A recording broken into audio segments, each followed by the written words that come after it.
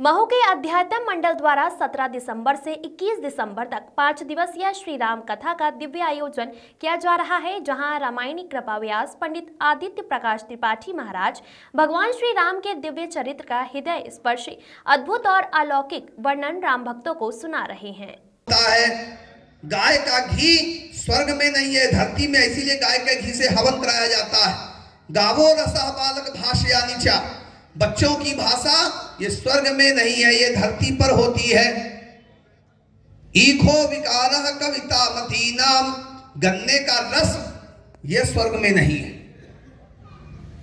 ये यहां है मिठाई। इसीलिए देवताओं को मिठाई का भोग लगता है। देवताओं को जब भी होगा, हम लोग किसी की प्रसन्नता में जाएंगे, कभी नहीं कहेंगे समोसा खा लीजिए, हमको सफलता मिली है। क्या किया जाएगा? मुंह मीठा करिए, क्योंकि ये देवताओं का भोज्य है, देवताओं का प्रसाद है। ईखो विकारः कवितामती नाम, देवताओं का सबसे प्रिय मिठाई।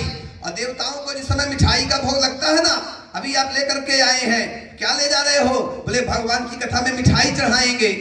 और जब मिठाई चढ़ गई तो फिर मिठाई रही कहां? फिर मिठाई नहीं होगी। चढ़ने के बाद तुलसी दल पड़ा, चंदू भैया ने तुलसी डाला, राम बाबू जी ने मंत्र पढ़ा, और इसके बाद तुरंत वह मिठाई प्रसाद में बदल जाएगी। अध्यात्म मंडल अध्यक्ष चंद्र प्रकाश लड्ढा, सुरेश चंदादू, नरेश कुमार माहेश्वरी एवं ओम प्रकाश गोयल ने बताया, कथाचार्य पंडित आदित्य प्रकाश महाराज आम कथाओं की तरह कथा न कर कथा की गहराइयों में छुपे तत्वों का वर्णन और सार बताते हैं। उनकी कथाओं में कोई भजन और नहीं कोई नाच गाना होता है, फिर भी भक्त बड़ी संख्या में प्रतिदिन कथा श्रवण करने पहुंच रहे हैं। शुक्रवार कथा के चतुर्दिवस आदित्य जी महाराज ने कहा कि श्री राम कण कण में रमण करने वाली शक्ति है और श्री राम की कथा श्रवण करने से इंसान भवसागर से पार हो जाता है। उन्होंने कथा के महत्व को बताते हुए कहा कि जो भगवान की कथा को श्रवण कर अपने जीवन में चरितार्थ करते हैं तो उसका जीवन धन्य हो जाता है।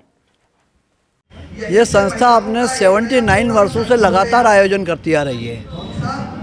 संस्था का नाम है अध्यात्म मंडल महू।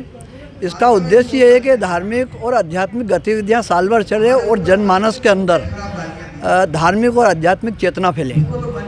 हमारी हर एकादशी के रोज़ बैठक होती है, जो 79 साल में कभी खंडित नहीं हुई।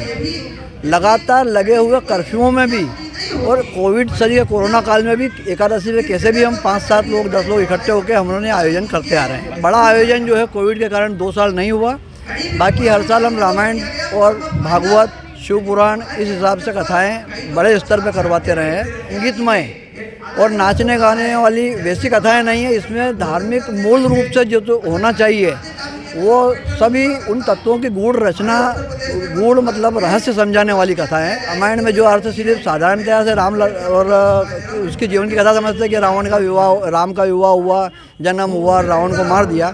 बाकी उसकी घटनाओं के पीछे क्या उद्देश्य है और क्या संकेत हैं, वो सब गूढ़ रहस्यों की आपको अभी जानकारी सुनने को मिलेगी। ये कथा सतना के पास उचेरा है। उचेरा के रामायण के बहुत ज्ञानी श्री आदित्य प्रकाश जी त्रिपाठी है।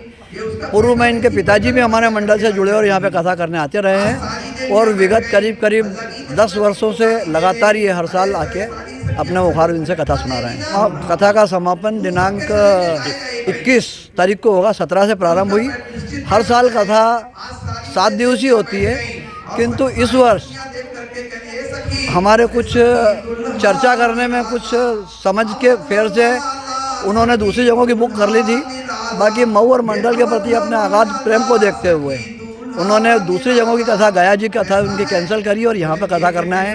हम पंडित जी के भी इसलिए बहुत हार्दिक और आत्मीय रूप से आभारी हैं। मैं चंद्र प्रकाश लड्ढा, अध्यात्म मंडल का वर्तमान में अध्यक्ष,